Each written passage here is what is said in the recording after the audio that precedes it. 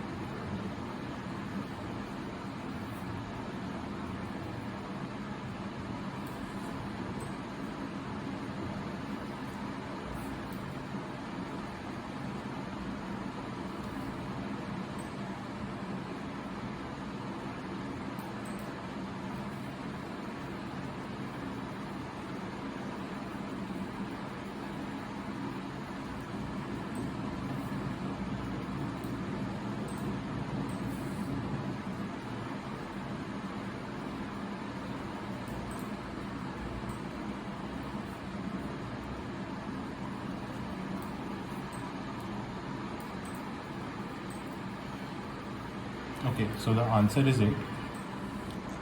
According to my CAT strategy, this question could not have been solved within 2 to 3 minutes. So I would have skipped this question initially, and once I was done with all the easy questions, I would have attempted this question. Now for explanation, so we are giving two equations, a square plus ab plus a equals to 14 and b square plus ab plus b equals to 28, and we need to find 2a plus b. Now there isn't any, so to say, a starting point where we can start this question. I just saw two terms AB in both the equations, and I thought that if we subtract both the equations, these two will be cancelled out. So I subtracted the equations, which gave me b square plus b minus a square minus a equals to 14. This prompted me into getting the equation as b square minus a square plus b minus a equals to 14. B square minus a square can be written as b minus a into b plus a plus b minus a equals to 14. If I take b minus a common, this is b minus a into b plus a plus 1 equals to 14.